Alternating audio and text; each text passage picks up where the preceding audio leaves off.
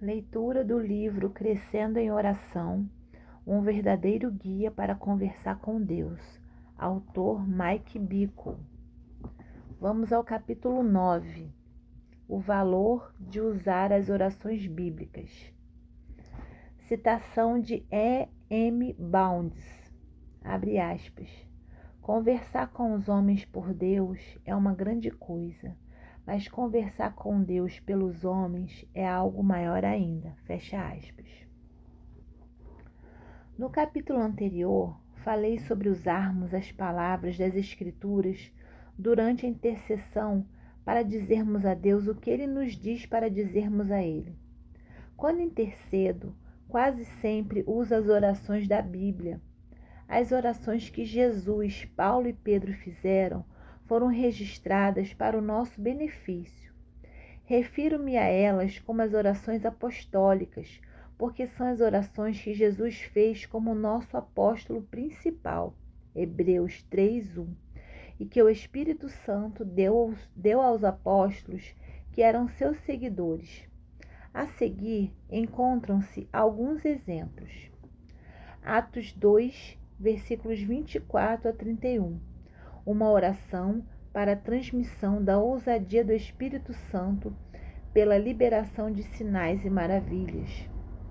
Romanos 15, versículos 5 a 7. Uma oração pela unidade na igreja de toda uma cidade. Romanos 15, 13. Uma oração para sermos cheios de alegria, paz e esperança sobrenaturais.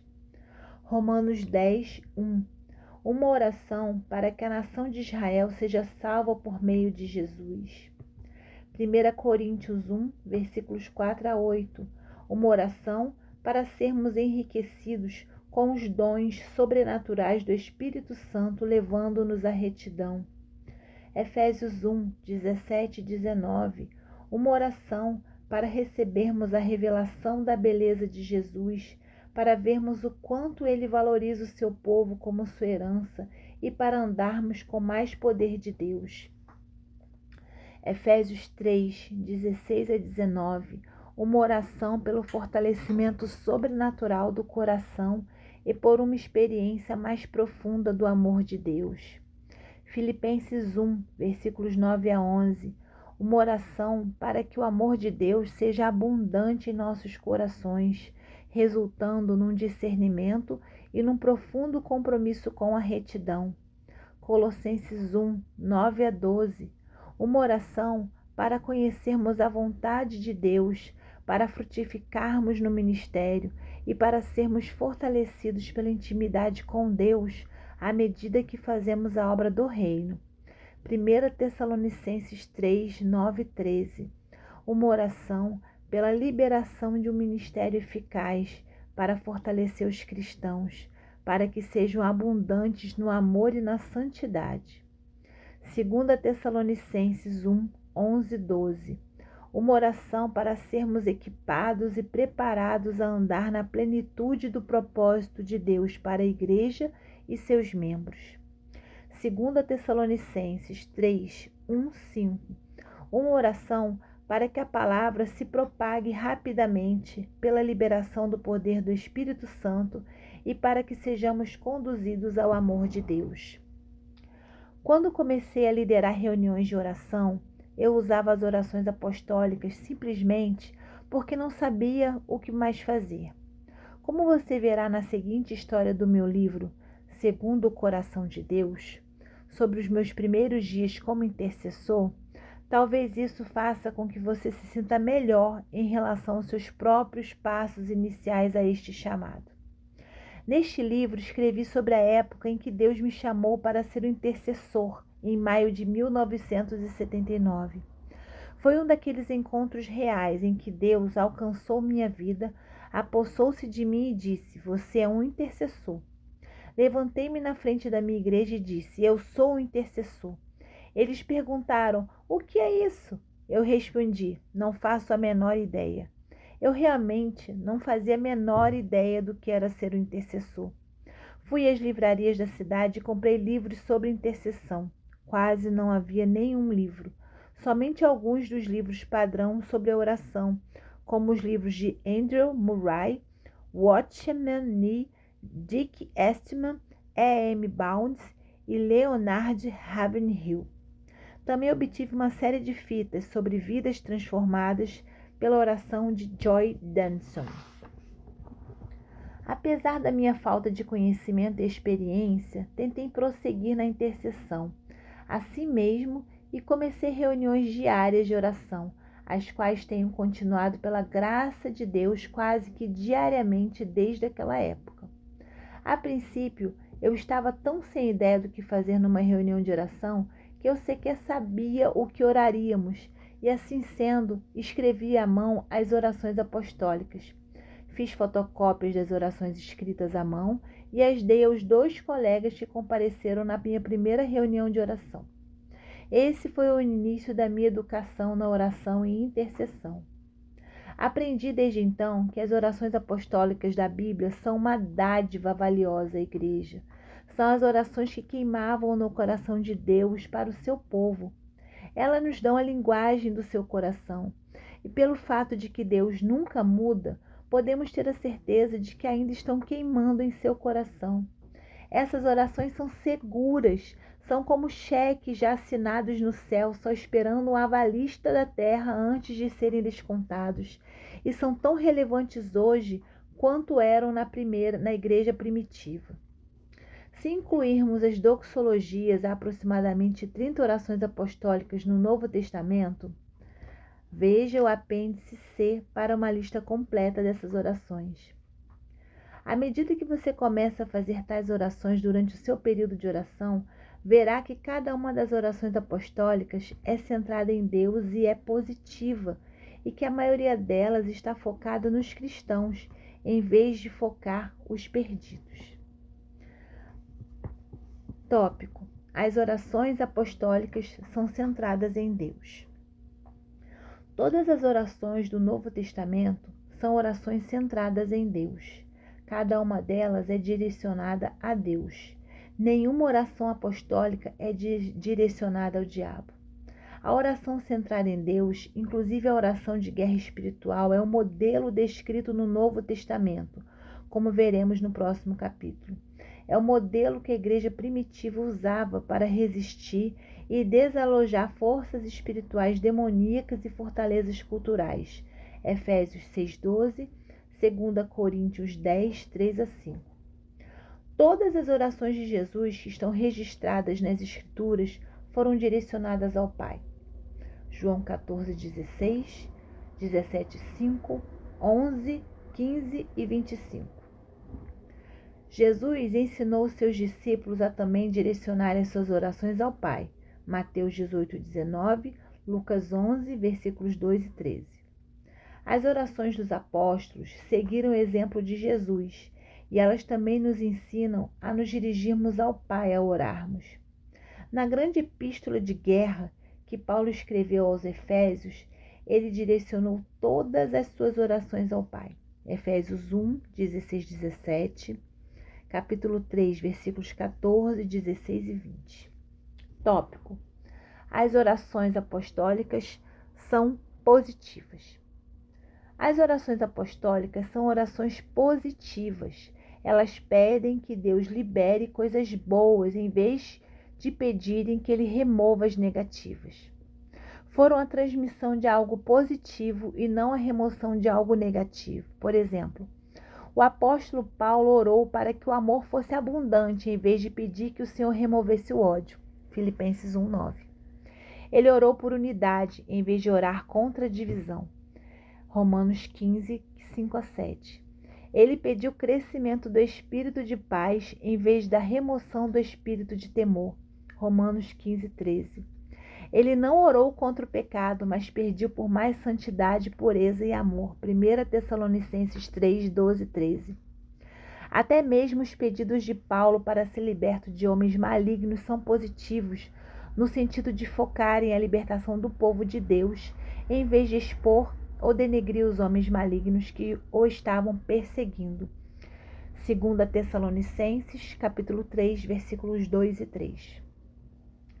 Creio que uma razão pela qual o Pai estabeleceu orações positivas como norma do Novo Testamento é intensificar a unidade e o amor na igreja. Por quê? Muitas vezes, numa reunião de oração, tenho ouvido pessoas fazendo orações negativas que focam o pecado na igreja ou em sua liderança, e essas orações transformam-se em crítica e ira. Outros da reunião de oração não concordam com a opinião ou com o tom da oração negativa, e assim sendo, a oração acaba criando uma divisão desnecessária entre alguns dos integrantes dessas reuniões. O Pai sabia que orar pela transmissão de virtudes positivas, ao invés de focar na remoção de características negativas, traria unidade aos intercessores e curaria algumas das emoções negativas contra a igreja na pessoa que está orando. As nossas emoções são impactadas de forma positiva e amorosa à medida que nos achegamos diante do nosso amoroso Pai dia após dia, para orarmos a fim de que a sua bondade aumente na igreja. Percebi uma mudança em minha própria vida nos primeiros dias, enquanto eu fazia habitualmente as orações apostólicas pela igreja com a sua linguagem positiva. Pouco a pouco, tornei-me mais positiva em minhas emoções e desenvolvi mais misericórdia e bondade em meu coração em relação às fraquezas da igreja. O foco positivo das orações apostólicas também é essencial para nos ajudar a agir em fé. As orações apostólicas do Novo Testamento nos fornecem uma boa teologia para uma igreja vitoriosa. Fazer essas orações edifica a nossa fé para um reavivamento. Um homem perguntou-me certa vez: por que você acredita que a igreja será vitoriosa no fim dos tempos? Eu lhe disse para olhar as orações de Jesus e dos apóstolos pela igreja. A minha teologia sobre uma igreja vitoriosa e um reavivamento foi formada parcialmente fazendo as orações do Novo Testamento repetidamente. Essas orações foram dadas pelo Espírito Santo e, muito embora ainda não tenham sido totalmente respondidas, certamente serão. A igreja andará em grande vitória, poder, pureza, unidade e amor antes que Jesus volte. As orações positivas promovem a unidade, impactam as nossas emoções e edificam a nossa fé. O Pai é o grande psicólogo. Ele idealizou essas orações para ajudar os corações humanos a fluírem corretamente e a funcionarem conjuntamente em unidade com o espírito de encorajamento. Tópico: as orações apostólicas são para a igreja. É importante notar que a grande maioria das orações apostólicas são focadas no fortalecimento da igreja e não nos perdidos ou na transformação da sociedade. Não significa que Deus seja ambivalente em relação aos perdidos ou à sociedade, ou que não devemos orar por isso. No entanto, a única oração do Novo Testamento que é especificamente focada nos perdidos, que estão com necessidade da salvação, encontra-se em Romanos 10:1, onde Paulo suplica: irmãos, o desejo do meu coração e a minha oração a Deus em favor dos filhos dos israelitas é que eles sejam salvos. Porque a grande maioria das orações apostólicas está focada no fortalecimento e reavivamento da igreja. Porque a estratégia e o plano principal de Deus para alcançar os perdidos ou impactar uma cidade é ungindo a sua igreja com poder, amor e sabedoria. Quando oramos para que toda a igreja de uma determinada cidade seja reavivada em amor e poder, a resposta a essas orações terá um imenso impacto sobre os perdidos daquela cidade. Muitos incrédulos inevitavelmente virão a Jesus e a sociedade será transformada à medida que a igreja andar no poder do Espírito Santo. Vemos esse princípio funcionando na cidade de Éfeso. Qual foi o resultado das orações pela igreja daquela cidade? A pregação da palavra de Deus era tão poderosamente ungida que a sua influência era grandemente propagada e prevalecia poderosamente em toda a cidade. Atos 19:20. A estratégia de Deus foi levantar naquele lugar uma grande igreja ungida que obtivesse uma grande colheita em toda a Ásia. O que aconteceu em Éfeso foi tão poderoso que todos os que moravam na Ásia ouviram a palavra do Senhor por meio de Paulo e de outros daquela igreja, de forma que todos os habitantes da Ásia pudessem ouvir a palavra do Senhor, tanto judeus como gregos. E assim, a palavra do Senhor era grandemente propagada e prevalecia poderosamente. Atos 19, versículos 10 e 20. Considerando-se os limitados sistemas de comunicação e transporte daqueles dias, parece provável que para todos os judeus e gregos da Ásia ouvirem a palavra, eles teriam que ouvi-la não somente por meio de Paulo, mas também de muitos cristãos que faziam parte da grande igreja de Éfeso, que foi inspirada pela pregação ungida de Paulo. Quando os pregadores são ungidos e a igreja é reavivada, os santos proclamam a palavra e realizam as obras do reino com muita coerência, e uma multidão de incrédulos vem a Jesus. Portanto, fazemos bem em lutar em oração por mais unção do Espírito na igreja, sabendo que isso certamente resultará numa colheita. Nenhum poder pode impedir que muitos perdidos venham a Jesus quando a igreja é reavivada e está operando juntamente na unção do Espírito. Na Casa Internacional de Oração de Kansas City, oramos habitualmente por toda a igreja da nossa região. Assim sendo, pedimos que o Senhor visite 1000 congregações com o seu poder na região de Kansas City. Além de orar, encoraje a nossa equipe a amar toda a igreja. Encoraje-o a fazer o mesmo. Ore muito pelo corpo de Cristo da sua cidade. Não exclua nenhuma igreja ou ministério, mas sirva-os, ame-os e ore muito por eles. O Senhor ama toda a igreja, todas as denominações e congregações que proclamam Jesus e sua graça. Ele certamente visitará a sua cidade a seu tempo e a sua maneira à medida que você amar e orar pelo seu povo. Como mencionei antes, amaremos as pessoas por quem oramos frequentemente. Uma razão pela qual Deus exige que bendigamos e oremos pelos nossos inimigos é porque, ao fazer isso, começamos a amá-los. E é isso que Ele está querendo, um coração de amor, compaixão e perdão, até mesmo por aqueles que nos maltratam. Se orarmos pelos nossos inimigos, os nossos corações, mais cedo ou mais tarde, ficarão sensibilizados em relação a eles. Em outras palavras, é impossível orarmos habitualmente por alguém sem mais cedo ou mais tarde amar esta pessoa. Deus sabe que amaremos mais a igreja à medida que orarmos por ela habitualmente. Deus quer que os corações dos intercessores se conectem com a igreja da cidade pela qual oram frequentemente. Essa é a sua estratégia divina de amor. É mais fácil amarmos os perdidos de uma cidade ou nação diferente porque não conhecemos a maioria deles. Mas alguns logo ficam frustrados e impacientes com as igrejas das suas próprias cidades, porque realmente conhecem os cristãos. Portanto, o Senhor nos chama a orar pela igreja, para que a amemos enquanto estamos trabalhando para trazer os perdidos a Jesus e impactar a sociedade.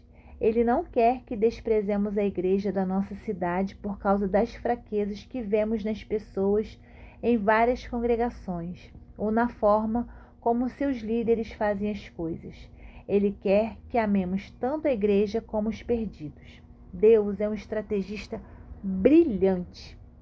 Ele nos direciona a orar pela colheita, pedindo que Ele visite toda a igreja, as igrejas locais da nossa região, com seu grande poder. Não é nenhuma coincidência que a maioria das orações do Novo Testamento seja pela a igreja. Tópico: sugestões de oração pela igreja usando as orações apostólicas.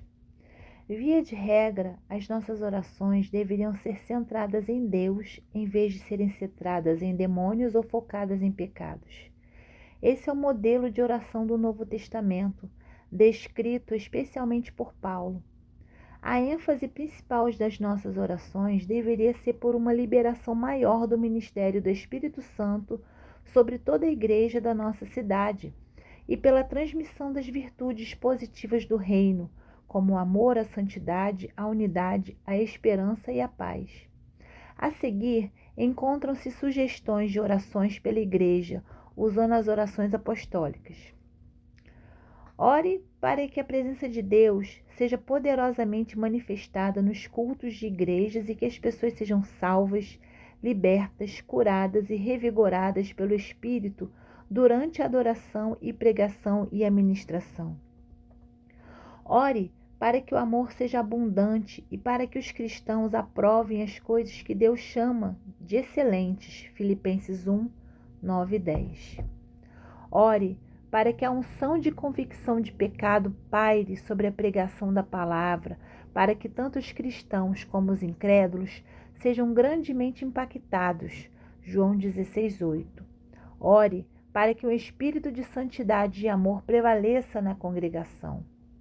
Ore por mais dons do Espírito na igreja e pela manifestação desses dons por meio de palavras de conhecimento, palavras de sabedoria, discernimento de espíritos, curas, milagres e assim por diante. Ore para que um espírito profético paire sobre os pregadores, as equipes de louvor e adoração e os líderes ministeriais, de acordo com Atos 2,17. Ore para que o Espírito abra mais portas de ministério aos incrédulos e que ele os prepare para receberem o Evangelho. Colossenses 4:3, 2 Tessalonicenses 3:1. Ore para que o Espírito motive mais cristãos a compartilhar o Evangelho e dê a mais cristãos o encargo pelo evangelismo. Mateus 9, versículos 37 e 38. Ore pelo espírito de sabedoria e de revelação no conhecimento de Deus, da sua vontade, e que os seus caminhos sejam dados aos líderes das igrejas e aos membros individuais. Efésios 1, 17. Ore para que os cristãos sejam fortalecidos com poder pelo Espírito em seu homem interior. Efésios 3,16. Ore por uma unidade entre todos os cristãos e todas as famílias da igreja. João 17, 21, 23. Ore para que o crescimento do espírito de oração seja liberado na igreja. Zacarias 12, 10. Ore para que todos os membros das famílias sejam salvos e curados e para que todas as famílias prosperem com empregos seguros e estáveis. 3 João 2. Se orarmos consistente e fielmente dessa maneira pela igreja das nossas cidades, com o passar do tempo veremos tanto a igreja como as cidades transformadas diante dos nossos olhos. Uma oração apostólica específica, com a qual todos nós estamos familiarizados e da qual falarei no próximo capítulo, é uma pedra fundamental, especialmente eficaz para a nossa intercessão. Fim da leitura do capítulo 9.